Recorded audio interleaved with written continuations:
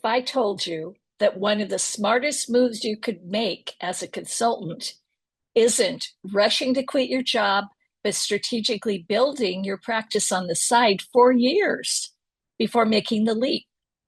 Today's guest, George Sample, consulted successfully for 8 to 9 years while working full time before he ever hung out his shingle as a full time consultant. And here's what makes his story even more compelling. He already had a proven track record, established client relationships, and a pipeline that wasn't dependent on him figuring out everything while under the pressure of needing to make rent the next month. My name is AJ Riedel.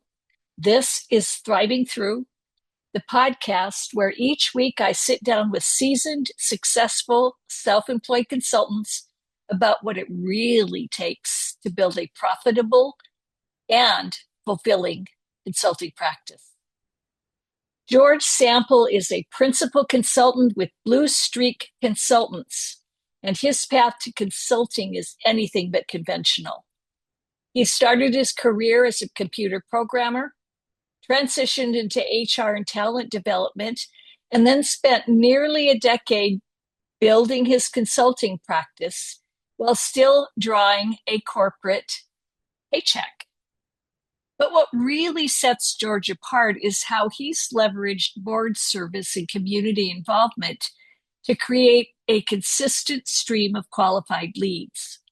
He currently serves on 5 different boards, and that community engagement has become one of his most powerful business development strategies.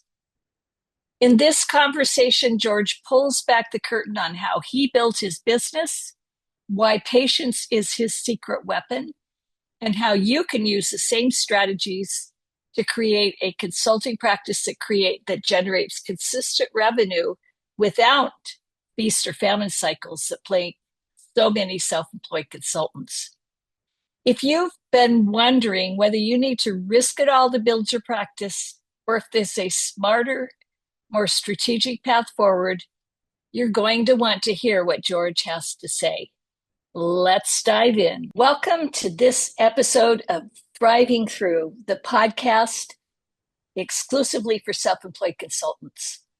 And today, I'm honored to have George Sample as my guest. George, welcome to the show.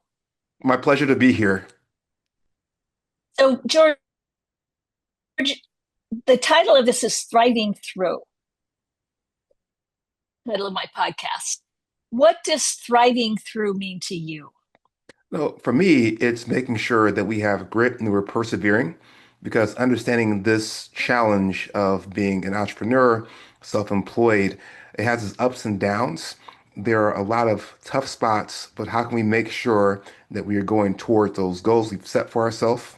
How can we ensure that we are finding the people that we need to attach to make sure that we are building communities for ourselves, but making sure that we keep on going towards that North Star, going towards that thing that we set out to do when we started this business, hopefully in order to have a positive impact on the lives of others.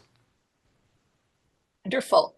Would you say that your business is thriving? Are you thriving through? Oh, absolutely. No, it's been fantastic for my business to be able to impact leaders across the globe, helping them through coaching, helping them through workshops and keynotes, and also doing recruitment to help connect leaders with the next best opportunity. So it's been fantastic to be able to help people in all those different ways, especially managers and leaders, just find that next level for themselves. Okay, cool. So tell me about your path to self-employment. My path is an interesting one because even though I do this work, which is leadership development kind of consulting, that's not my kind of trade.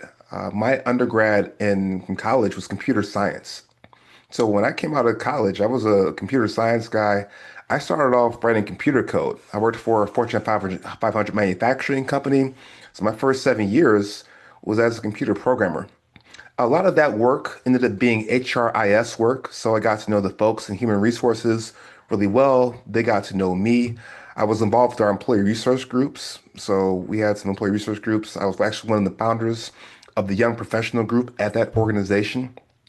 So I got to build relationships across departments, across continents, because it was a global organization, and just make some really, really good connections in the organization. And then was offered the opportunity to move into a talent role, in human resources. Now, for me, there's like, hey, we can teach you some of the ins and outs of the role itself, but the relationships that you've built and the way you connect with people, that are some of the intangibles we want to have within this role. And I was like, sure, I'll do this for a couple of years and then go back into IT. So that was like, I don't know, 2 decades ago. That was a long time ago. So that was my foray into this kind of talent management space. So just when I got into that work, I remember like the first month I was in that role, we were having a global succession planning meeting. And the way they were talking about careers was a way I had no idea that organizations thought about careers and career development in the way they talked about it. It blew my mind. And I was like, I guess I'm not going back to IT because it just resonated with me. It just absolutely Mm-hmm. resonated with me. So I was like, I went on with that. Went to a few different other organizations as well, Federal Reserve System, utilities, libraries, and different HR leadership types of roles, and was able to have so much impact for organizations. Now, in parallel with that story is community involvement. So I got involved with a bunch of different boards. I started off with my John Carroll University. I went there for school and I was invited to join the alumni board, our national alumni board. I just happened to work in the same place that the National Alumni Association president was. And he was like, hey, you're really involved with John Carroll. Would you like to be on the alumni board? I was like, that sounds like a party. I'm interested in that. So joined the alumni board. So that was the first board I joined and just learned what board service is about. So currently I serve on 5 different boards in the community, and there's a long winding path of different boards I've had the opportunity to serve on over the course of my board service. One that I'm most proud of, I used to serve as president of the Cleveland Society of Human Resource Management. So helping HR practitioners in the space make sure they can build community, connect with others, and also raise their skills and understand best practice and hear best practice from experts in the field.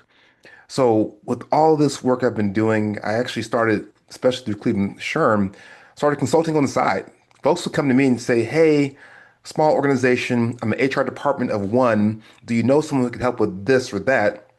And I'd be like, hey, I can help you with that because it was all stuff that was in my wheelhouse from the experiences I had with the big organizations I was in. So I started consulting. A lot Mm-hmm. of it was helping organizations with recruitment because even if they have an HR person, they don't have someone who has, like I have, ran talent acquisition teams, really understands sourcing. So doing a lot of that.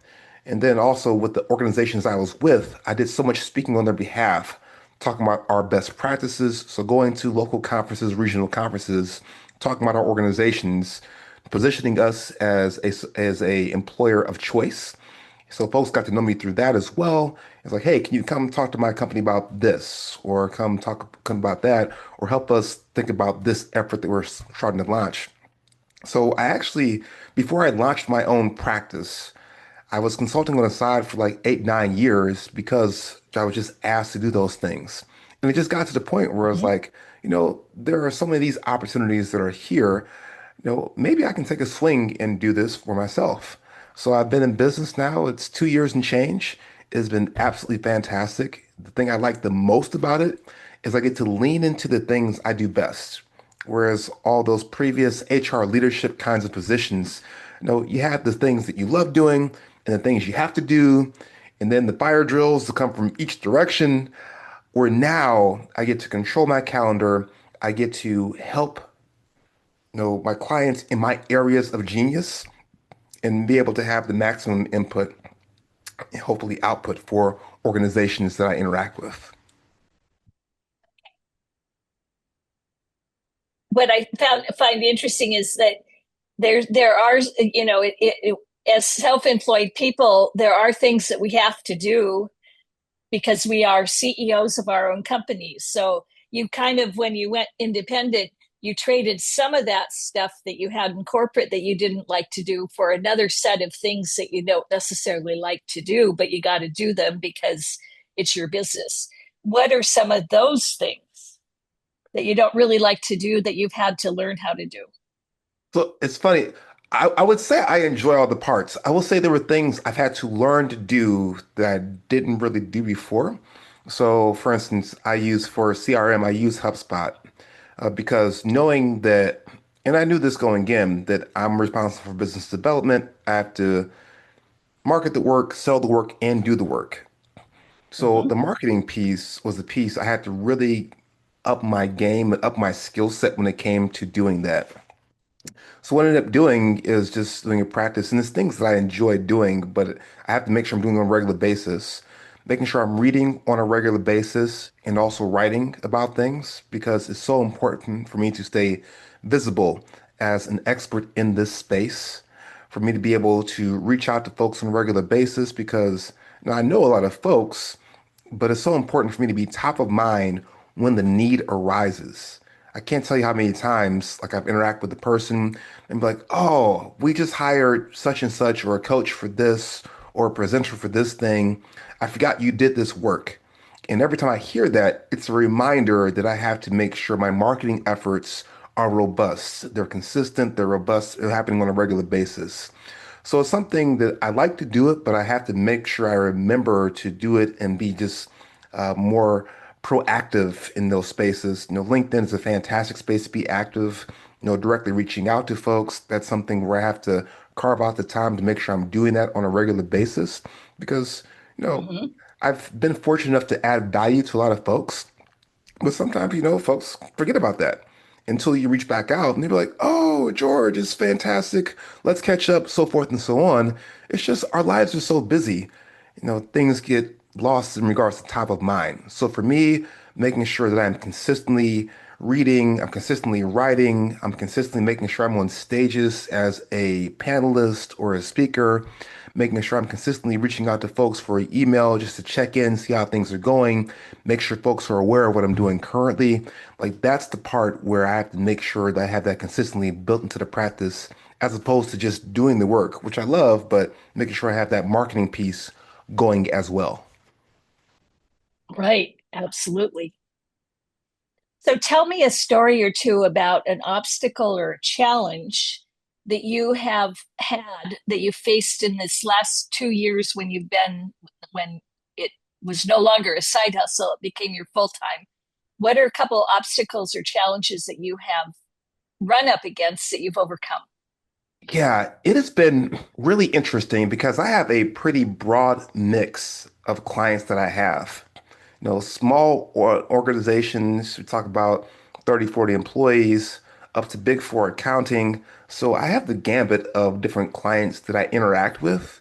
It is interesting to deal with the business owner who has grown that business from the ground up, and they have very strong ideas in regards to how it should run.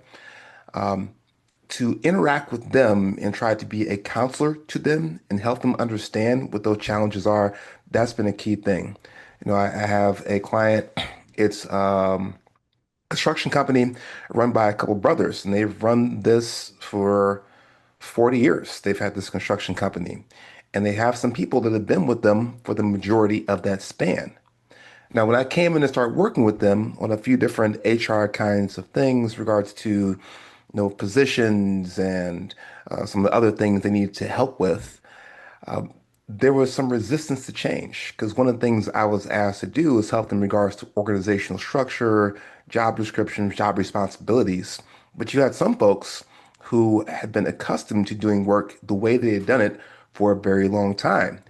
You had some Mhm. engineers who were accustomed to working on like the graph paper and would not adopt Microsoft Excel. This is a true story. This is a true story. I was like, and we just let them.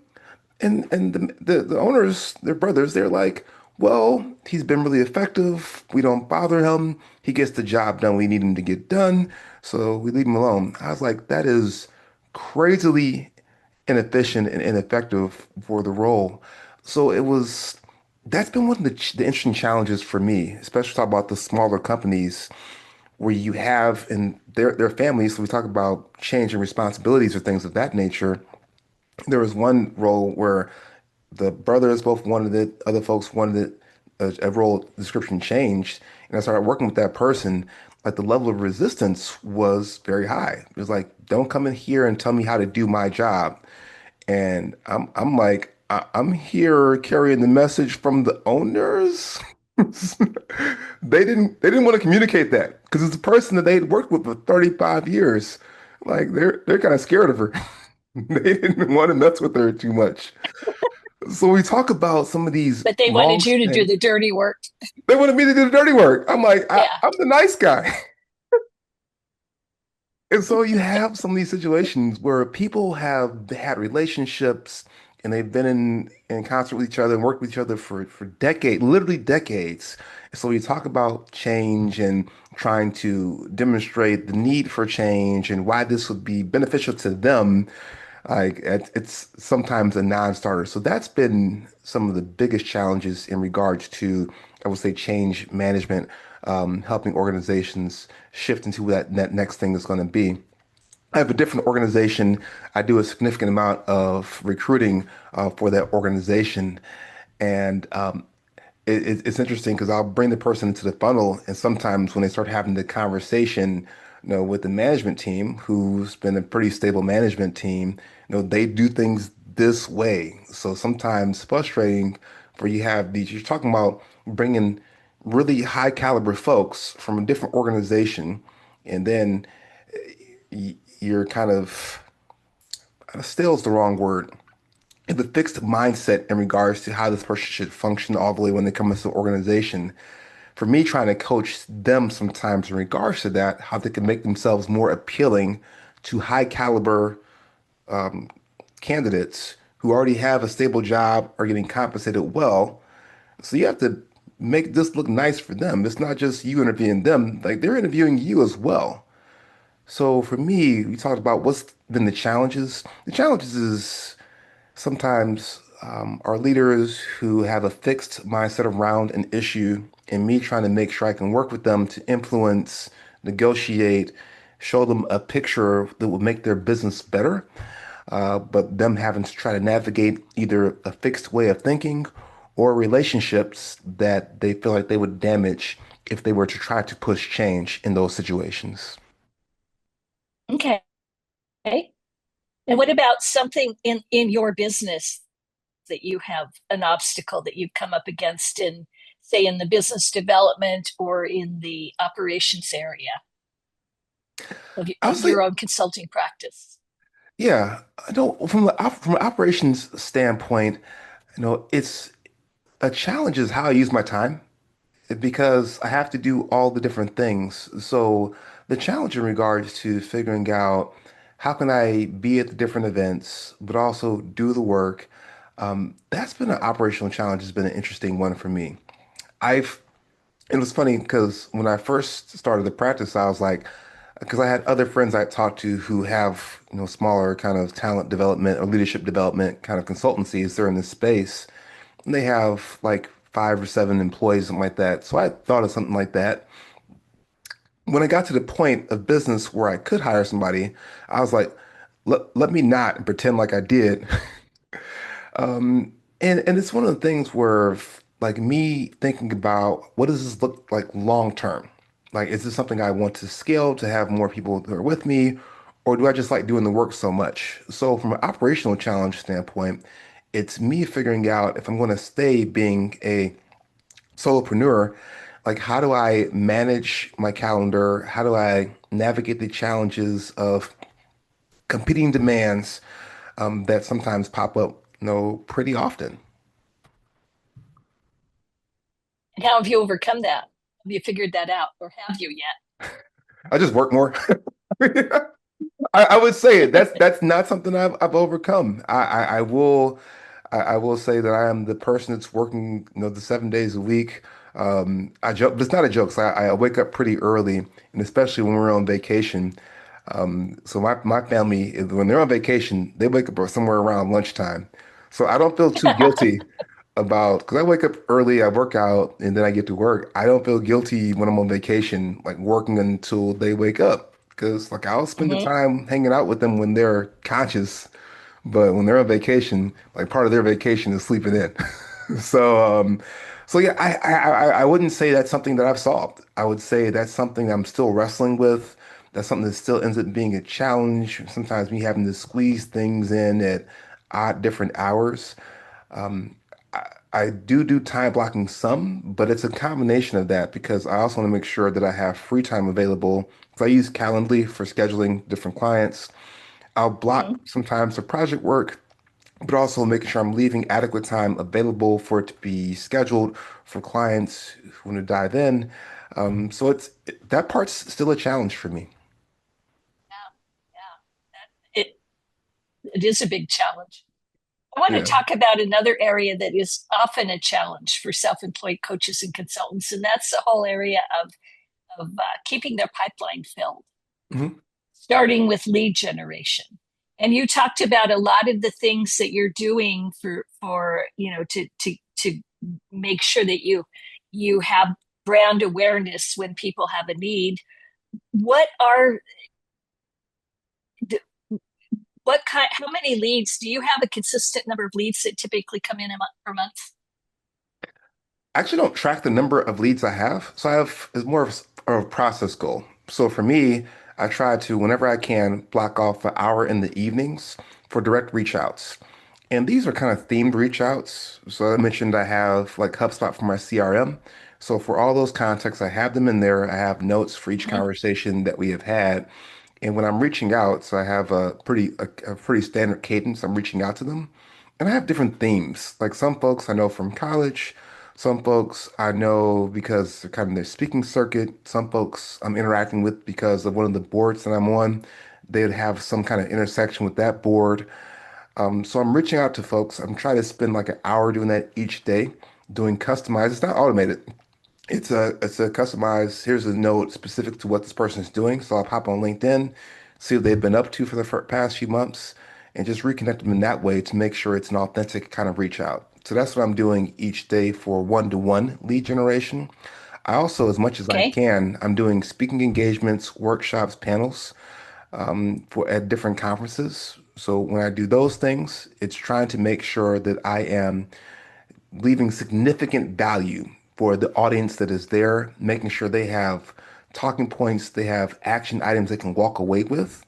So then hopefully we can connect and that can be a new relationship that I now use and I'm able to cultivate those relationships going forward from there.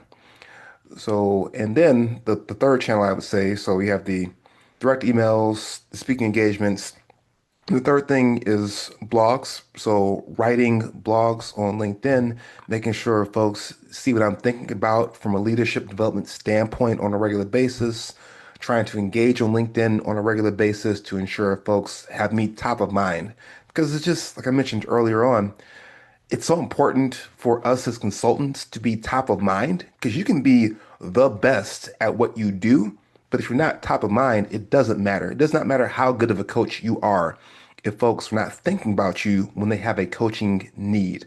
And I tell folks all the time, there is no Yelp review, 5 stars rating somewhere where people are like, where is the best leadership development consultant? That's that's nowhere. So my advantage where I've been successful at is developing business, staying top of mind, being at events, reaching out to folks on a regular, consistent basis, and then when I connect with them, being able to add value for them. So those three things, the direct reach outs, speaking engagements, workshops, and then LinkedIn writing articles for those have been the three different buckets I've used to help generate some really good leads for me and consistent leads where I have to juggle the schedule to make sure everything fits. But sometimes it doesn't all fit, so it's figuring it out. Right. Right. Okay. I'm going to switch gears and talk about the Mhm. future.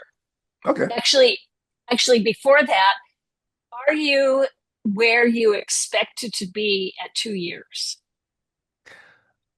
I would say no because I shifted directions. Because when I first started off, it was going to be just fractional HR, organization, boutique organization, like 5 to 10 employees. But then as I got into it and figured out which parts I liked, because that first year, some of those projects, I was doing a compensation project, hating my life. That first year, first year, I was doing like a compensation project. I was like, I can do it. I have some of this comp work and I have the tools and I have friends who do the work all the time I can bounce ideas off of. But I was doing it like I hate my life. I hate my life. I hate my life. So Hmm. now, and there's other projects like that as well. So like some of the different HR audits, like I will do them, but like some of those, like how many I-9s I need to look through, or how many more personnel files I'm going to look through here. And that was that first year, because the first year it was fractional HR. But as I started going forward and building momentum and building awareness that I was out on my own, because I've been with big organizations for my entire career. So it took like a year for some folks to be like, oh, you're on your own? For real? I didn't realize that. Um, so that first year was such trials and tribulations in regards to what things do I want to work on versus not work on. And Hmm. now I'm in a much, much better place. It's a much better place. Like I love the coaching work. I love the workshops. I love the keynotes. I love recruiting. So those I'm in my sweet spot with my areas of genius and not doing all that other stuff, which brought money, but also brought me a huge headache. I would get the work and I'd be like, oh, great. I won that work. It was terrible. Yeah, It was not it was terrible. So right, now right. it's much, You're much doing better. it for the money. I was doing it for the money because I'm like, this is what HR Okay. consultants So do, now, and it shifted. Yeah.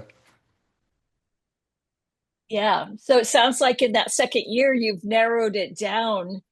Do you actually turn down business? Do you have the luxury of being able to turn down some of those other projects that come along that don't light you up? Yes. So I've been clear because it's one of those things where you can only spin so many plates. And I got to the point where I would just like I would someone would reach out and be like, "Hey, my organization needs this work. You've been fantastic in this HR space. Would you like to do this work with us?" And I was because when I was still like not all the way away from it, I was like, ugh, I would get that pit in your, a turn in your stomach. I was like, this is gross, but I'm gonna do it anyway. And I don't want to live like that. And I've been Hmm. fortunate enough to be able to build up enough of a practice with those areas of coaching and workshops and keynotes and recruiting where I have plenty of that work where I don't have to do that work anymore. So now when a person comes to me with one of those kinds of projects, I'm like, hey, thanks. Here's what I'm focused on. Here goes a couple other folks who'd be helpful for doing that kind of work that I'm not doing any work. And it was weird to first start doing that and turning away the work because at first it was like somebody has a bag of money, I'm gonna go get that bag of money, but it was like nah, and I felt a weight release when I was able to start doing Hmm. that and turning away those types of projects so I could focus more on filling as much time as possible with the type of work where I'm able to have so much impact for folks. Because realistically, with those projects that I don't longer do, like I could do them adequately, but I can't. That was work I wouldn't do better than your next consultant. Whereas the areas Hmm. of coaching and workshop and keynotes, I, I'll say I do that better than a lot of folks. So, and I'm recruiting as well. And it's a place where I feel like I'm engaged really well. I get such positive interactions with folks when I'm doing that work. So it lights me up when I'm able to do that work with folks and have an impact on their careers. Nice. Okay. Now we'll look at the future. Looking out 3 to 5 years, Mhm. where do you want to be? What are your where do you want to be in 3 to 5 years? Yeah, for me, 3 to 5 years, I believe it's still solopreneur. Maybe it's a person that's on who helps with some of the more administrative stuff, or maybe it's just a souped up version of AI. Who knows what that is? But the key thing that I want to enhance a lot is my profile as a speaker. So I've done a lot of speaking in Northeast Ohio. It's been Mhm. successful. People have enjoyed it. I've gotten really good reviews from speaking I've done. So over the next 3 to 5 years, or next 0 to 5 years, now my focus is making sure I can be more of a national speaker. because I believe I have a couple different messages that can be helpful for audiences across the country and across the globe, be really helpful to them, help them push forward in their careers, help them to accelerate their growth as a leader, help them to think about leadership in a different way, and also help them think about influence and connection in a different way. So over the next 0 to 5 years, it's just raising that speaker profile, getting in front of more and more folks with a message that helps and resonates with them and strengthens them as leaders. Okay. What what are the obstacles? What's going to get in the way of you being able to do that? Yeah, so this is an interesting space because this is the obstacles abound. Number one, the national speaker stage is exceptionally competitive. It is exceptionally competitive because I mean, and I would say it like I got words, but there's a lot of other folks who have words too. I like my words. I have good words. There's a lot of other folks. There's a lot of folks out here who are on the speaking who are doing it and they do it really well. There are a lot of folks that are Okay. out there. And then also, while there are some speaker bureaus and there's a couple different lists you can find, there's no spot where all the different speaking engagements are aggregated. There are new ones popping up all the time. So going to find and make that match between places that need a speaker and making sure they're aware of me as a speaker and how I can bring significant value to the audience that they're bringing together for their event or for their company. No, that's an obstacle as well. So the obstacle of this being a competitive market, finding the right leads, finding the right links. There's so many different speaking things that are out there, making sure I can be seen and get outside of the noise because there's so many speakers that are out there. So in this speaker space, this competitive space, it's not an efficient space. You can't just go somewhere and be like, give me all the speaking stuff. Hmm. There's no common app. It's not like college. It's not the common app. Every time you go to a different thing, while you have your assets ready to go, you apply to speak at one place, it's going to take another 20, 30 minutes to fill out the next application because you got to upload these things, give them your speaker reel and give them your bio and attach this and that and your evaluations. So it's a process. It's a time-consuming process. It's a hunting process. It's a process where you have to interact with the gatekeepers for it. So it's a very inefficient process, but I am willing to work through that because I feel like the message I have to share with folks can be helpful for them. With the audience that I have shared messages with, they have walked away and told me how much that's been impactful for them and helped them, how they thought about interacting with others, or how they thought about leadership. So I am committed towards making sure that I can continue to raise my profile as a national and hopefully global speaker. Okay. All right. As we start to wrap up, I have a couple last rapid fire wrap up questions. And the first one is, what book, podcast, or other resource has been most valuable to you in building your business? Oh man. I'm Audible. I do Audible all the time. I have so many different books to pull from. So Flawless Consultant by Peter Block, that has been a fantastic read.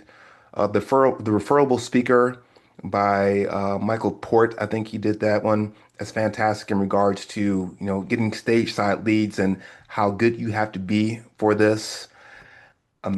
Deep Work by Cal Newport is a reminder that time blocking and making sure that I can have time to really get into the work. So that's why I try to block off time to do reading and writing all the time because you have to be thoughtful about how do I get to a space where I can be always upping the craft that I have of this work that Mhm. I do. Donald Miller just has a bunch of fantastic books when it comes to this business thing. One of them is like called The Coaching Practice. I don't know, whatever. You search Donald Miller. He has like, and he's funny. He delivers it in a great way. Like I mentioned, I'm audiobook kind of. So he has like 5 or 6 different books that are fantastic for the coach, consultant that's there. Those are the ones that are just kind of off the top of my head. I have so many different audiobooks that I've used that have been exceptionally helpful for me. Brian Tracy's another Mhm. one in regards to goals. He has a book that I just downloaded earlier today called Million Dollar Habits. I haven't hopped into it, but his other book, Goals, is one of the ones that I tapped into. This is like 15 years ago that was helpful for me earlier on. So Brian Tracy, he's not a prolific author. I don't know, like 50 different books that he has that have been helpful. But Goals is one of the books that's been exceptionally helpful to me. As a coach, Michael Bunger Stingray has a couple different books specifically in regards to coaching that are easy to digest for you and that have been helpful. And then I always talk, when I talk about communication, I always talk about different forms of communication. So you have influence, you have negotiation. From a negotiation standpoint, I love Stuart Diamond's work, Getting More. That's my favorite negotiation text. So I do negotiation workshops. So you have the stuff out of Harvard. You have Chris Voss would never split the difference, which is an easy read. My favorite book is by Stuart Diamond, Getting More when it comes to negotiation, which is a different kind of communication. But then we talk about influence. So I do a keynote that talks about influence. My favorite author when it comes to influence is Robert Cialdini. So he has both influence and persuasion. Both of those are Mhm. fantastic. If you would like the closest thing to Jedi mind tricks, I highly recommend both the books by Robert Cialdini, both Influence and Persuasion, which are fantastic books. Then on influence, you have Vital Smarts with Influencer or Critical Influence is how they retitled the book now, which is another great text when it comes to influence. I can go on and on and on about this. I'm absolutely a business audiobook nerd. I have all the ones you want that are there. Whenever I need some new stuff, so Shane Parrish has the Knowledge Podcast whenever I need like to hear some new stuff, like he has stuff going on. Tim Ferriss has a great podcast. He'll often have folks when he has that person, like I'll go and find the audio book for the person because when a person does a book, they got to go on tour. So sometimes Exactly. I'll hear them both on Tim Ferriss and I'll hear them on the Knowledge Podcast with Shane Parrish. And if I hear them both, I know it's an automatic read or automatic listen for me. So yeah, so it's been great to be able to dive into all these different sources of knowledge and to be able to continually build my skill set and my knowledge base to be able to drop these in during coaching sessions or workshops or whatever I'm working on to make sure that when I'm interacting with folks, I'm equipping them with as many skills and tools as they can use and also different sources of knowledge as well. Um, I've my favorite professor from college, Scott Allen. He has a podcast called Phronesis. It's specifically in regards to leadership. If you have not checked out Phronesis, I highly, highly, highly recommend that. He's a phenomenal leader. He's a consultant now. He's crushing it. He's been in business for a little bit less than I have, I think, but he's been absolutely crushing it. But Phronesis, he has like 300 episodes, world-class names that he has. He brings people from all different of places all across the globe talking about this topic of leadership. I'm like, how much you want to talk about leadership? Apparently 300 episodes worth of leadership. So, but just a phenomenal podcast for Nieces by Scott Allen. I will stop saying words because I've been saying a whole bunch of words in regards to this. I could talk about the just different sources I've used for a long time. So I appreciate the question. Okay, good. Well, and this the last question and the most important question. If people want to find out more about you and what you do, where do they go? Yeah, Blue Streak Consultants. So Blue Streak Consultants. And Blue Streak, so I'm a John Carroll grad twice. So undergrad was a party, grad school was a beating. But I always tell folks, John Carroll University is my favorite place on earth. So the mascot is Blue Streaks. So my business is called Blue Streak Consultants. You can also find me on LinkedIn. If you see one of my posts, like, repost, or comment. I'm always engaging on LinkedIn. Like I said earlier in the interview, I'm always on. So if you comment, 6 a.m. on Saturday morning, I'm going to reply 6:05. Okay, great. And the links to your LinkedIn profile will be in the show notes for those of you listening. Well, George, it has been wonderful to speak with you today and you have so much energy and you're so articulate. It's really wonderful to have you on the show. And for those of you listening or watching, keep thriving through. If there's one thing I hope you take away from this conversation with George Sample, it's this: there is no right path to building a successful consulting practice. George spent nearly a decade consulting on the side before going full time. And that strategic patience allowed him to build real momentum, develop his expertise, and create a pipeline of clients before he ever had to depend on consulting as his sole source of income. The bigger lesson here is about how you generate leads and build your reputation. George doesn't rely on traditional marketing or complicated sales funnels. He's served on boards, he's showed up in his community, he delivers value through speaking engagements, and he has invested relentlessly in learning so that when he shows up for clients, he brings real expertise to the table. Those relationships and that credibility created a referral based business that doesn't suffer from feast or famine cycles that so many consultants struggle with. So if you're building your practice right now, whether full time or on the side, ask yourself, where are you showing up? Who are you building relationships with?